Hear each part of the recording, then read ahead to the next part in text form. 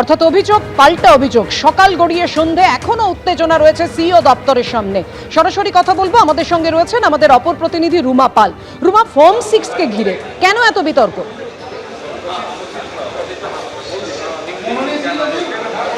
দেখো, কিছুক্ষণ আগে কিন্তু মুখ্য নির্বাচনী আধিকারিক মনোজ কুমার আগরওয়াল প্রেস মিট করলেন এবং স্পষ্টতই জানালেন যেটা সরকারি অফিস, যে কেউ আসতে পারে, ডাক বিভাগে সে যে কোনো ডকুমেন্টস জমা করতে পারে, সেটা রিসিভ করে সেখান থেকে এবং তারপর সেটা সিনিয়র সেকশনে যায় এবং সিও অনেক সময় জানতে পারেন না যে ডাক বিভাগে কিভাবে আসছে, কোন ডকুমেন্টস আসছে।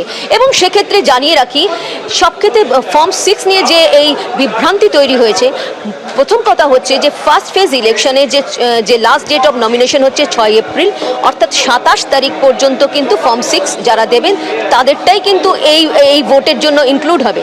কিন্তু সেকেন্ড ফেজ যা ইলেকশন রয়েছে সেক্ষেত্রে কিন্তু last date of nomination 9 April, সেক্ষেত্রে 30 তারিখ পর্যন্ত যারা ফর্ম 6 দেবেন তাদেরটাই ইনক্লুড হবে।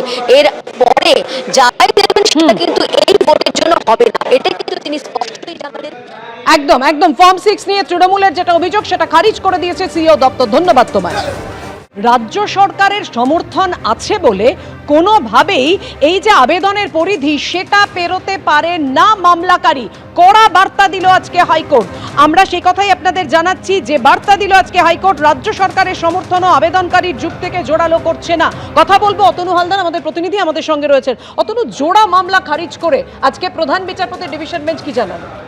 দেখো, এত আইনজীবীদের মামলায় এটা জনস্বার্থ মামলা হয়েছিল, কিন্তু এই মামলায় আজকে কলকাতা হাইকোর্ট যে জাজমেন্ট দিয়েছেন, কলকাতা হাইকোর্টের প্রধান বিচারপতি ডিভিশন বেঞ্চ যে রায় দিয়েছে, এবং এই মামলায় মাথায় রাখতে হবে রাজ্য সরকারও পার্টিসিপেট করেছিল এবং রাজ্য সরকার এই ক্ষেত্রে মামলাকারীদের সমর্থন করেছিল। অর্থাৎ এই যে আইএএস আইপিএস থেকে ওসি আইসি এদের যে বদলি, এবং এই বদলির ক্ষেত্রে যে প্রতিবাদ করে নানা রকমের প্রশ্ন তুলে মামলা করেছিলেন এক আইনজীবী, দুটো মামলা করেছিলেন, দুটো মামলাই আজকে খারিজ হয়ে গেছে।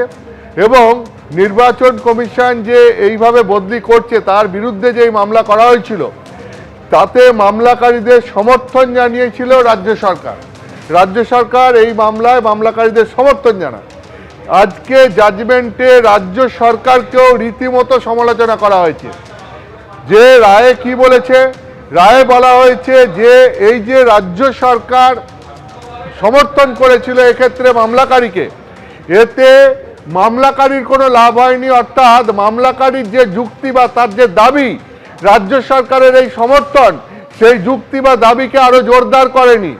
উল্টে রাজ্য সরকারের ভূমিকা নিয়ে এই রায়ে যে প্রশ্ন তোলা হয়েছে যে এক্ষেত্রে রাজ্য সরকার মামলাকারীর জুতোয় কি করে পা গলালো, তারা এই মামলাকারীর জুতোয় পা গলাতে পারেন না। কারণ এক্ষেত্রে রাজ্য সরকার যে ভূমিকা নিয়েছে, অর্থাৎ মামলাকারীকে সমর্থন করেছে, মামলাকারীর জুতোয় পা গলিয়েছে, সেটা রাজ্য সরকার করতে পারে না। আজকে এই যে জাজমেন্ট কলকাতা হাইকোর্টে তাতে পরিষ্কার করে এটা বলে দেওয়া হয়েছে।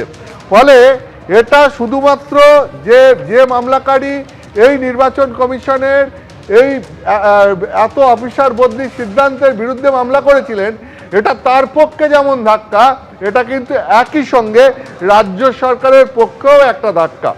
দ্বিতীয়ত আমি তোমাকে বলছি, যেই মামলার দ্বিতীয় গুরুত্বপূর্ণ দিক কি, যেই মামলায় চিফ ইলেকশন কমিশনার তার বিরুদ্ধে অভিযোগ নিয়ে আসা হয়েছিল যে চিফ ইলেকশন কমিশনার তার সঙ্গে উচ্চ পদে থাকা রাজনৈতিক ব্যক্তিদের যোগাযোগ রয়েছে।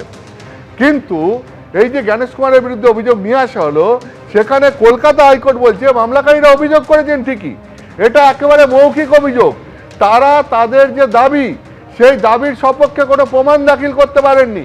ফলে তাদের অভিযোগ হচ্ছে ভিত্তিহীন, ফলে এই অভিযোগ গ্রহণযোগ্য নয়।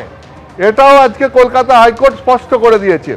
এর বাইরে আজকে এই মামলায় যে রায়দান করেছে, অর্থাৎ দুটো মামলা একসঙ্গে রায়দান হয়েছে, সেখানে যে সমস্ত পর্যবেক্ষণ কলকাতা হাইকোর্টের তরফ থেকে করা হয়েছে, সেটা কিন্তু এতদিন বিভিন্ন জায়গা থেকে তৃণমূল কংগ্রেস যে দাবি করছিল সেই দাবিগুলোকে রীতিমতো নস্যাৎ করে দিচ্ছে। আমি তোমাকে সেগুলো যদি এক এক করে বলি, সেটা হচ্ছে এক সবথেকে গুরুত্বপূর্ণ হচ্ছে যে কোন পরিস্থিতিতে কি জন্য বদলি সেটা জানাতে বাধ্য নয় নির্বাচন কমিশন। তার কারণ অত্যন্ত স্পষ্টভাবে জানানো হয়েছে যে নির্বাচন কমিশন এই ধরনের সিদ্ধান্ত নিতেই পারে। ধন্যবাদ তোমায়। এবিপি আনন্দ, এগিয়ে থাকে, এগিয়ে রাখে।